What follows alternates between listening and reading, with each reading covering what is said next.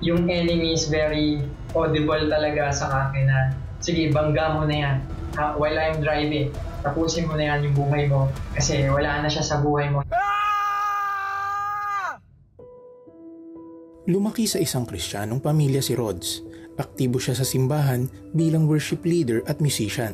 Ngunit tila hindi sapat ang mga gawaing ito upang mapunan ang kakulangan sa kanyang puso. Dahil dito, pumasok siya sa isang relasyon. Subalit sa halip na gumaan ang mabigat na nararamdaman, ay lalo lamang siyang napahirapan ito. Lowest point ng life ko, noong 2016, nagkaroon kami ng problema ng girlfriend ko. Ang time na yon, hindi kami maayos, long distance relationship kami. That time, hindi maganda yung communication, and that's the time na medyo nararamdaman ko na siya na medyo nag-involve na siya. At that time, inamin niya na meron na nga siyang mahal na iba. I asked her na kung ayaw mo na sa akin, sabihin mo ngayon, aalis na ako.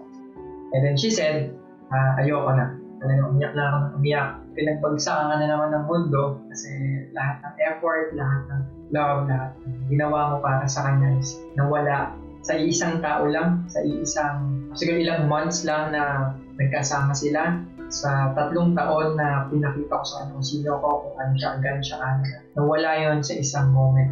Sobrang sakit, as in, kasi 3 years kaming nagsama. Dahil sa breakup, tinangka ni Rods na ibangga ang kanyang kotse. Subalit sa hindi inaasahang pangyayari, biglang nangusap sa kanya ang Diyos. Nilagay ni God mismo yung pictures ng family ko, yung mahal ko sa buhay, yung ministries. And at the end of that vision, is siya mismo yung nakita ko. Nandun pa rin ako kasi sa moment na I'm down. Pero yun lang pala yung key na yun for me to stop thinking na I should stop this life. Sa kabila ng dinanas na pait at sakit ng paghihiwalay, ginamit ng Diyos ang kanyang pamilya at mga kaibigan upang muli siyang makatayo mula sa kanyang pagkakalugmok.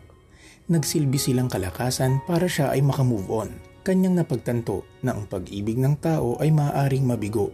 Ngunit ang pagmamahal ng Diyos sa kanya, kailanman ay tapat at hindi maglalaho. Kasi para ko na talagang ginudiyos yung relationship ko. Instead of having this time of Him, having spend time with Him, sa kanya ako napupunta, sa relationship ko napupunta.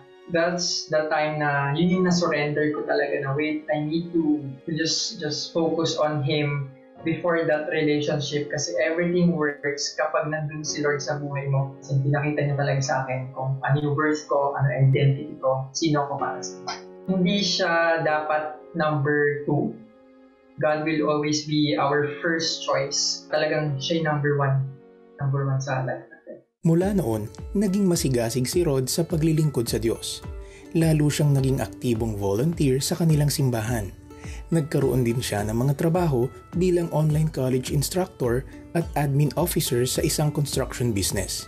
Sa kanyang pagpupursige at grasya ng Diyos, lumago ang hanap buhay at nakapagpundar siya ng sariling bahay sa gitna ng pandemya. Very overwhelming because God really provided me this house na ito yung pinapangarap ko noon pa. It's because of Him, because He's the only provider. Sa kabila ng mga pinagdaan ng kabiguan, dahan-dahang ring hinilom ng Panginoon ang puso ni Rods. Nagkaroon na kami ng reconciliation ng ex ko and also nagkaroon na rin kami ng closure talaga. And of course, from that closure, magkakaroon ng open door for my heart.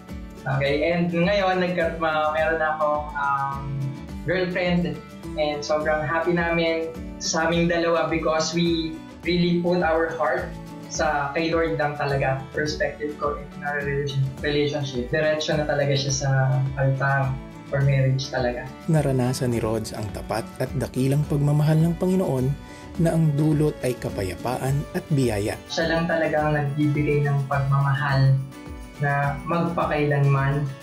Kahit kailanman yan, kahit ano man yung sitwasyon mo, mamahalin ka niya forever.